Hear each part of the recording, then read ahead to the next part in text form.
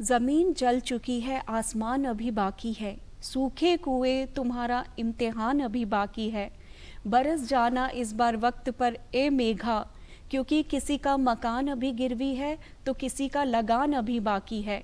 साथियों नमस्कार, कृषि दर्शन कार्यक्रम में आपका स्वागत है। मैं हूं अनामिका। और किसानों के जीवन में बहुत ही ज़्यादा उतार चढ़ाव होते हैं और उनके जीवन में खेती से संबंधित कई समस्याएं होती हैं और हमारा कार्यक्रम का उद्देश्य यही होता है कि किस तरह से उनकी समस्याओं से समाधान दिलाया जा सके। और आज हमारे कार्यक्रम का विषय भी यही है, कृषि में समसामयिक कार्य और कृषक जागरूकता। और आज इसी विषय पर बातचीत करने के लिए हमारे साथ हमारे स्टूडियो में हैं डॉक्टर विनोद कुमार गोयल जी, जो कि जवाहरलाल नेहरू कृषि विश्वविद्यालय जबलपुर मध्य प्रदेश से हैं और जो कि कृषि विशेषज्ञ हैं।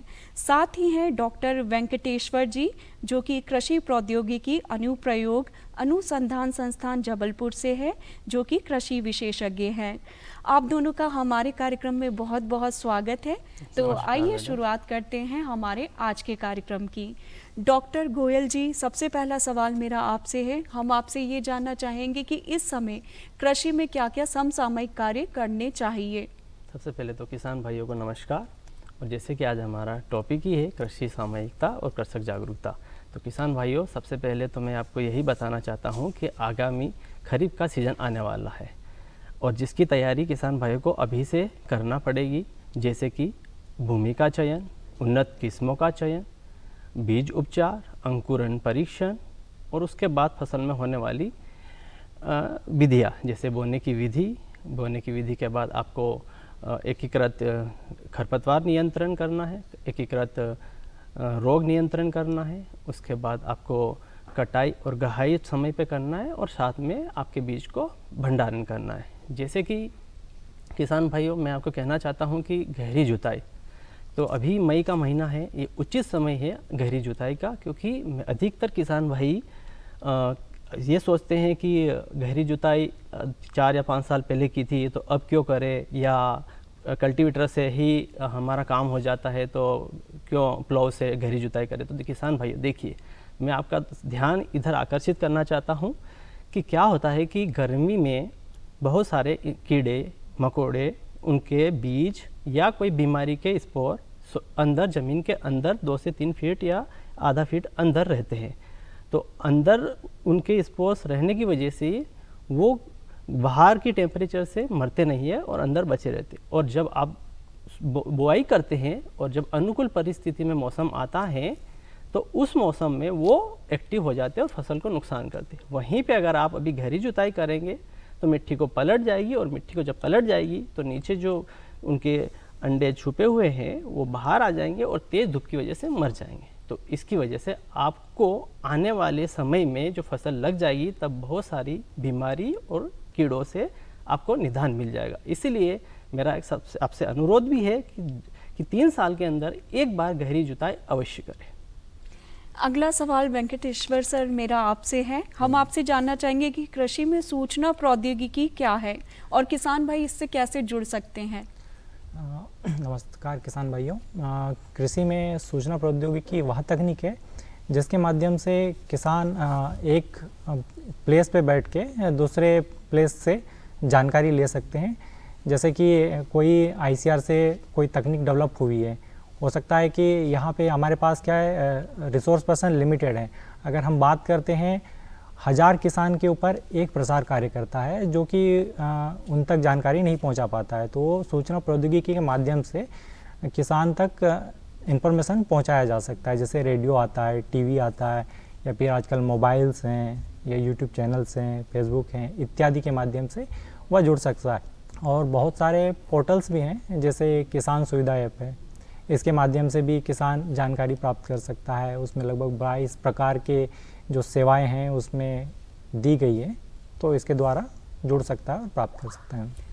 वेंकटेश्वर सर ने हमें बताया कि किसान भाइयों आपको भी आधुनिक तकनीक और वैज्ञानिक पद्धति से जुड़ना चाहिए और इन नए नए ऐपों का इस्तेमाल करके अपनी समस्याओं का समाधान खोजना चाहिए। और अगला सवाल गोयल जी मेरा आपसे है, आप हमें मिट्टी परीक्षण के बारे में बताएं और ये क्यों आवश्यक है। हाँ, जैसे कि बहुत अच्छा सवाल है आपका, और किसान भाइयों मैं आपको इनको अवगत कराना चाहता हूँ कि जैसे मैंने पहले कवर किया था कि आपको ग्रीष्मकालीन गहरी जुताई करना चाहिए, भूमि का चुनाव करना चाहिए। और देखिए, आपने जैसे भूमि का चुनाव किया तो सबसे पहले मिट्टी परीक्षण बहुत ज़रूरी है। मिट्टी परीक्षण इसलिए ज़रूरी है कि उसी के अनुसार आप कितना फर्टिलाइज़र, खाद, बीज कितना देंगे, उसके परीक्षण के अनुसार ही आप चयन कर पाएंगे। जैसे कि मैं सोयाबीन की बात करूं तो सोयाबीन में खरीफ सीज़न में 20 kilo nitrogen, 60 kilo potash, 20 kilo nitrogen, 60 kilo phosphorus, 40 kilo potash और 20 किलो सल्फर लगता है। तो ये कितना खाद किस समय देना है और कितना देना है, ये आपकी मिट्टी परीक्षण में पता चले। आपकी मिट्टी परीक्षण में सल्फर की कमी है, लगातार आप तिलहनी फसलें ले रहे हैं, जैसे सोयाबीन ले लिया आपने खरीफ में, फिर आपने रबी में दलहनी फसल ले ली, फिर आप सोयाबीन लगा रहे हो, तो मिट्टी परीक्षण से पता चल जाएगा कि कौन से तत्व की कमी आपके फसल में, आपके ज़मीन में है, और आप वो पूर्ति खाद के द्वारा कर सकते हैं। तो इसलिए मिट्टी परीक्षण बहुत ज़रूरी है, और इसी के द्वारा आप संतुलित खाद और बीज खाद का उपयोग कर पाएंगे। सर, बहुत अच्छा जवाब दिया आपने। किसान भाइयों, आपने भी देखा और जाना कि मिट्टी परीक्षण करना कितना आवश्यक है, और आप भी ज़रूर समय समय पर मिट्टी परीक्षण अवश्य करवाते रहें। और अगला सवाल वेंकटेश्वर सर मेरा आपसे है, किसान सुविधा ऐप के बारे में आप हमें बताएं। किसान सुविधा है, इसमें लगभग 22 प्रकार की जो विभाग हैं, विभाग के बारे में जो जानकारी मिलती है वो उसके माध्यम से मिलता है। जैसे किसान सुविधा ऐप के बारे में अगर बात करें तो उसमें फर्टिलाइज़र का स्टॉक है कि नहीं, और वहाँ इनपुट डीलर्स की जो लिस्टिंग है वो मिल जाती है। उसके अलावा कृषि विज्ञान केंद्र उस एरिया में किस लोकेशन पर है, उनके द्वारा कौन सी एडवाइजरी प्रोवाइड की जा रही है, या फिर फसल बीमा है तो फिर उसमें प्रीमियम कैसे कैलकुलेट करना है उसके बारे में जानकारी रहती है। उसके अलावा अगर हम जाएं पशुधन की ओर तो पशुधन से रिलेटेड भी उसमें जानकारी रहता है कि कौन सी पशु है, उसका दुग्ध उत्पादन कितना है, और कृत्रिम गर्भाधान केंद्र कहाँ कहाँ पर हैं। तो उस ऐप के माध्यम से किसान भाई जुड़ सकते हैं और जानकारी ले सकते हैं। बाकी अन्य ऐप को डाउनलोड करने की ज़रूरत नहीं पड़ती है, या ऐप प्ले स्टोर पर इजीली अवेलेबल है। वेंकटेश्वर सर, एक और सवाल मैं आपसे पूछना चाहूँगी कि और भी कोई ऐप है, जैसे कि किसान सारथी ऐप के बारे में आप हमें बताएं। हम किसान सारथी ऐप है, ये ICR और डिजिटल इंडिया कॉरपोरेशन के बिहाफ में डेवलप किया गया है। इसमें यह होता है कि सही समय पर सही जानकारी किसानों को प्रोवाइड करना। जानकारी तो एक्चुअल में रहती है, लेकिन वह क्या एक्चुअल में सही समय पर किसानों तक पहुंच रहा है या नहीं पहुंच रहा है, इसको इंश्योर करने के लिए एक मंच तैयार किया गया है, जिसमें KVK के जितने भी वैज्ञानिक हैं इस किसान सारथी जो ऐप है उसमें रजिस्टर्ड होते हैं मैम, और किसानों का भी रजिस्ट्रेशन इसमें ऑलरेडी चल रहा है, लगभग 1 करोड़ के ऊपर हो चुके हैं रजिस्ट्रेशन। तो वहाँ से क्विक जानकारी ले सकते हैं और अपनी स्थानीय भाषा में ले सकते हैं जानकारी इस ऐप के माध्यम से। इसका एक टोल फ्री नंबर भी है 14426, और इसका एक और टोल फ्री नंबर है मैम 1800-123-2175। ये टोल फ्री नंबर है, इस पे कॉल करके किसान कोई भी जानकारी ले सकता है अपनी स्थानीय भाषा में। किसान भाइयों, आज के समय में मेहनत के साथ साथ आपको जागरूक रहना बहुत आवश्यक है, और बहुत सारे प्रयास किए जा रहे हैं कि आप अपनी समस्याओं का समाधान सीधे कर सकते हैं। और जैसे कि अभी सर ने भी हमें बहुत सारे ऐप्स की जानकारी दी है, जिन ऐप से जुड़कर आप अपनी सभी समस्याओं का निराकरण कर सकते हैं। दर्शकों, वक्त है एक छोटे से ब्रेक का, तो मिलते हैं इस छोटे से।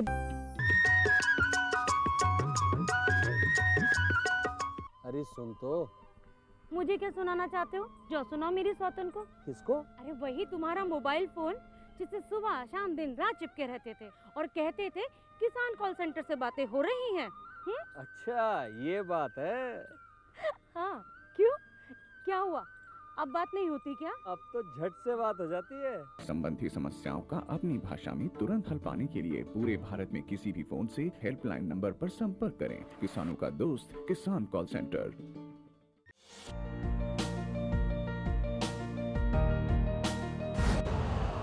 यूरिया का स्वदेशी उत्पादन 70 लाख टन बढ़ाने के लिए 6 उर्वरक संयंत्रों का उद्धार किया जा रहा है। FCIL के गोरखपुर, सिंदरी, तलचर और रामागुंडम संयंत्र, HFCL की बरौनी इकाई और BVFCL की नामरू फोर्थ। सोने पर सुहागा ये है कि देश में अब बनेगा सिर्फ नीम लेपित यूरिया, क्योंकि इससे होगा किसानों का फायदा ही फायदा। अनाज का उत्पादन 10% तक बढ़ेगा। बढ़ेगी 10 से 15% नाइट्रोजन क्षमता।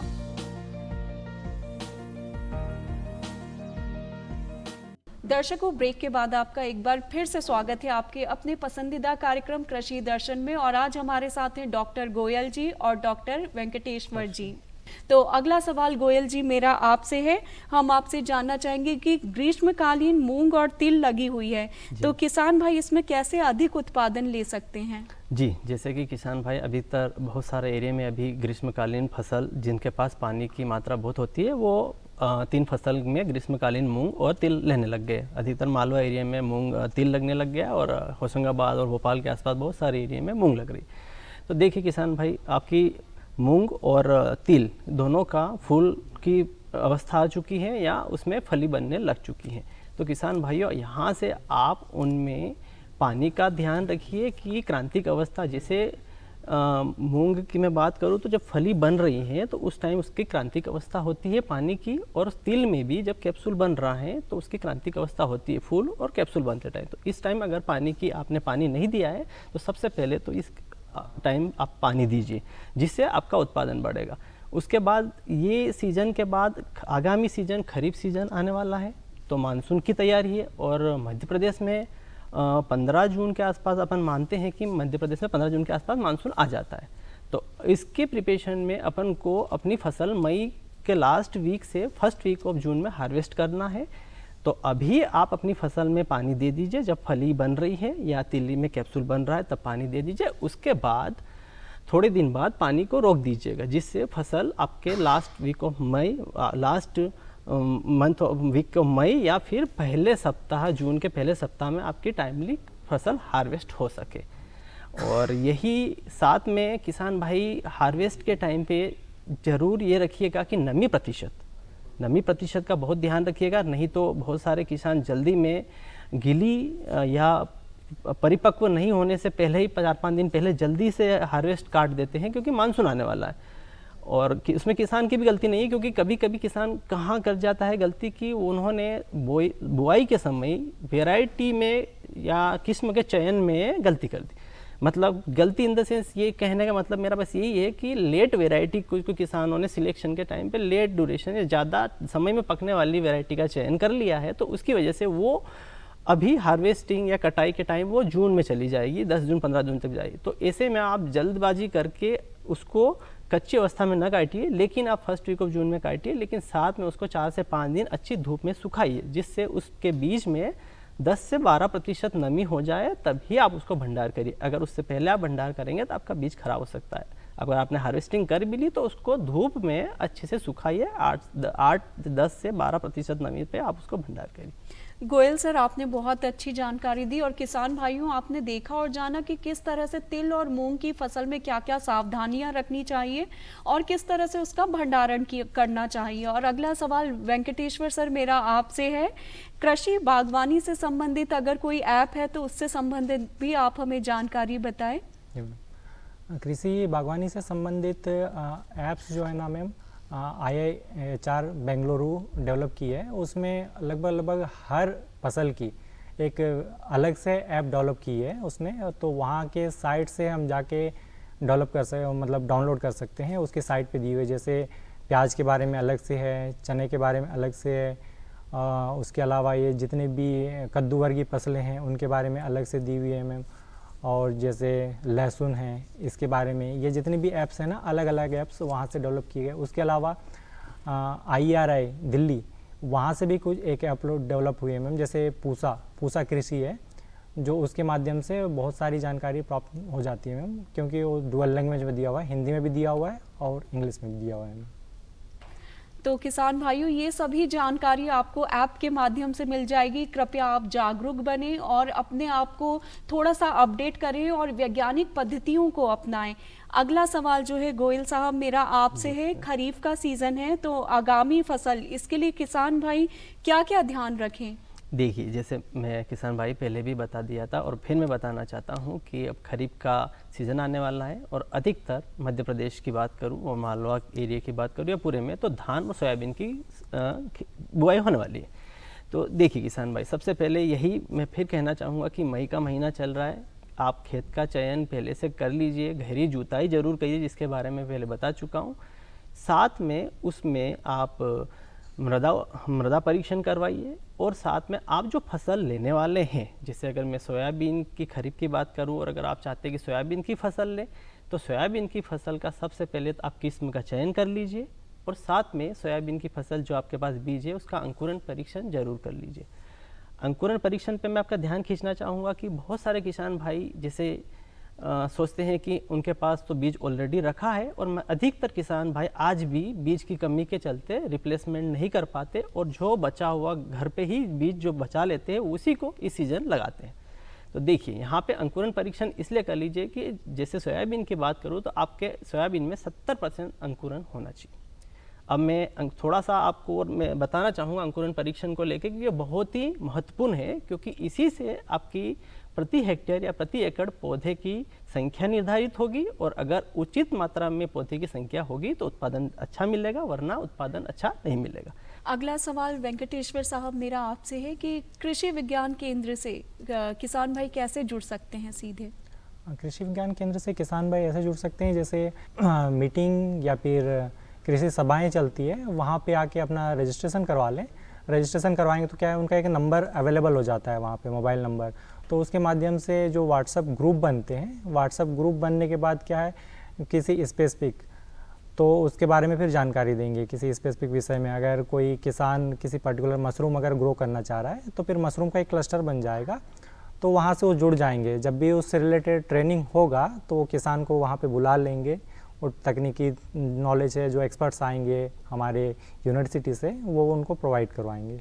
तो उसके थ्रू वहाँ भी जुड़ सकते हैं। और दूसरी चीज़ ये है कि टाइम पे कृषि जो वैज्ञानिक हैं वो गांव जाते हैं, गांव जाके लोगों को अवेयर करते हैं। किसी पर्टिकुलर जैसे प्रोग्राम चलता है आजकल, तो 100 किसान है, 200 किसान है, इनका आना कंपलसरी है यहाँ पे, तो आके ये जुड़ जाते हैं इस टाइप के में, तो यहाँ से वो जुड़ सकते हैं। और दूसरी चीज़ ये है कि किसान सारथी भी वही काम कर रहा है जो केवीके करेगा। और केवीके का काम ये है कि ट्रेनिंग प्रोवाइड करना, प्रशिक्षण देना लोगों को। और दूसरी चीज़ है FLD होता है, फ्रंट लाइन डेमोन्स्ट्रेशन बोलते हैं उसको, जो भी वैज्ञानिकों द्वारा जो वैरायटी निकली जाती है उसका वहाँ लगा के सत्यापन किया जाता है एक्चुअल में वह किसान को फील्ड में उतना उपज दे रहा है या नहीं दे रहा है। दूसरी चीज़ होती है OFT, जिसको हम लोग ऑन फार्म टेस्टिंग बोलते हैं। वहाँ लोकल सिचुएशन में क्या प्रॉब्लम है एक्चुअल में, हमने तो यहाँ पे रिसर्च कर लिया है हमारे सेंटर पे, लेकिन किसान का परिप्रेक्ष्य अलग होता है। तो वहाँ के सिचुएशन में क्या वो टेक्नोलॉजी या वो वैरायटी वो अडाप्ट हो रही है कि नहीं हो रही है, इन सब की अगर जानकारी लेना है तो उसके लिए वो किसान के फील्ड पे ही ऑन फार्म टेस्टिंग करवाते हैं, उसको कंपेयर करके बताते हैं कि ये आपकी प्रैक्टिस है, ये हमारी प्रैक्टिस है। तो क्या है, वो किसान की विश्वसनीयता बढ़ जाती है, इसी के माध्यम से वो कृषि विज्ञान केंद्र से जुड़। सर कृषि कोई वेबसाइट हो तो आप वो भी हमें बता दें, या टेलीफोन नंबर हो तो? हाँ, टेलीफोन नंबर है, जैसे किसान कॉल सेंटर है, किसान कॉल सेंटर का है, ये क्या करता है कि SMS और कॉल के माध्यम से किसान क्वेरी कर सकता है और उसको वो जानकारी मिल जाएगी जिसके बारे में वो पूछना चाहेगा। जैसे इसका टोल फ्री नंबर है 1800-180-1551, ये उसका टोल फ्री नंबर है। इस पे कॉल करके किसान किसी भी टॉपिक पे इंक्वायरी कर सकता है। ये ऑलमोस्ट स्टेट में एक ही रहता है। और किसान सारथी का ऐसा है कि किसान सारथी से हमको ये सुविधा मिलेगी क्योंकि ये हर ज़िले में एक कृषि विज्ञान केंद्र है और हर कृषि विज्ञान केंद्र में 6 एक्सपर्ट रहते हैं, 6 अलग अलग सब्जेक्ट के। तो उनके थ्रू ना बहुत सारी नॉलेज वो गेन कर सकता है जिस फील्ड में वो करना चाहे, चाहे वो प्लांट प्रोटेक्शन हो, चाहे हॉर्टिकल्चर हो, इनसे रिलेटेड। किसान भाइयों, उम्मीद करती हूँ कि आपने भी ये नंबर नोट कर लिया होगा और किसी भी तरह की आपको समस्याएं हैं तो आप तुरंत निसंकोच कॉल कर सकते हैं और अपनी समस्या का निराकरण प्राप्त कर सकते हैं। और सर, जैविक खेती की बात करें तो जैविक खेती को बढ़ावा देने के लिए आप लोग क्या प्रयास कर रहे हैं? जैविक खेती को बढ़ावा देने के लिए कृषि विज्ञान केंद्र है ना, जो मैम क्लस्टर बना रहा है, एक्चुअल में ट्रेन किया जा रहा है कि मतलब लोगों को अवेयर किया जा रहा है कि आपको जैविक के प्रति आना चाहिए, कि केमिकल से जो उगा रहे हैं उससे नुकसान कितना है, या फिर जो उसके दाम हैं अच्छे मिलेंगे अगर जैविक तरीके से वो उगाएगा। तो स्टार्टिंग में तो ऐसा होता है कि मतलब किसान अवेयर नहीं होते हैं, लेकिन उसके बेनिफिट्स अगर बताएंगे तो वो उस चीज़ के लिए अवेयर हो जाएगा एक आने वाले समय में। अभी तो नहीं होगा, हो सकता है कि आने वाले 2-3 सालों में कुछ उपज मिले ही ना उसको, तो बीच में क्या है, कई किसान छोड़ देते हैं। तो ये ना करके कंटिन्यू करते रहें तो एक समय के बाद सफलता मिल ही जाएगी। गोयल जी, आप इस संबंध में क्या बोलना चाहेंगे, क्योंकि जनता आजकल अपने स्वास्थ्य को लेकर बहुत जागरूक हो रही है, तो आप क्या जैविक खेती को बढ़ावा देने के लिए आप लोग क्या प्रयास कर रहे हैं? जी, जैसे कि सर ने बताया कि KVK या अनुसंधान केंद्र क्लस्टर किसानों के, जैविक किसानों के क्लस्टर बना रहे हैं और उन्हें जानकारी प्रदान कर रही है। तो देखिए, आज के टाइम में स्वास्थ्य से संबंधित बहुत सारी समस्या है। हम सभी देख रहे हैं कि हर घर में आज के टाइम में कहीं ना कहीं, हर गांव में एक कैंसर पेशेंट मिल रहा है या कहीं ना कहीं बहुत सारी बड़ी बीमारी से ग्रसित मिल रहा है। तो ये समस्या आज के टाइम में बहुत बड़ी है और आने वाले टाइम में हमें एक संतुलित आहार पे जाना पड़ेगा।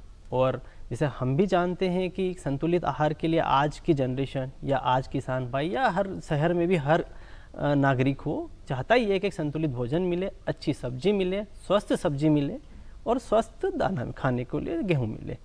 तो देखिए किसान भाई, इसके लिए जैविक खेती पे आना पड़ेगा। और मैं तो किसान भाई से कहना चाहूँगा कि जैसे जैविक खेती आप शुरू करिए, आपको कोई भी जानकारी चाहिए कृषि विज्ञान केंद्र, पास के कृषि विज्ञान केंद्र में आइए, वो आपको पूरी जानकारी जैविक कृषि की देंगे, जिसकी वजह से आप खेती को शुरू कर सकते हैं और फ़ायदा मिलेगा। और साथ में जो क्लस्टर सर ने बताया कि किसान क्लस्टरिंग कर रहे हैं, तो क्लस्टरिंग इसलिए कर रहे हैं कि जब जैविक खेती से जब किसान शुरुआत करेगा तो हो सकता है उसको उत्पादन रसायन के अपेक्षा आधा मिले या 40 to 60% उत्पादन मिलेगा। 40 से 60% उत्पादन हो सकता है, 30 से 40% उत्पादन शुरू साल उसका कम हो जाएगा।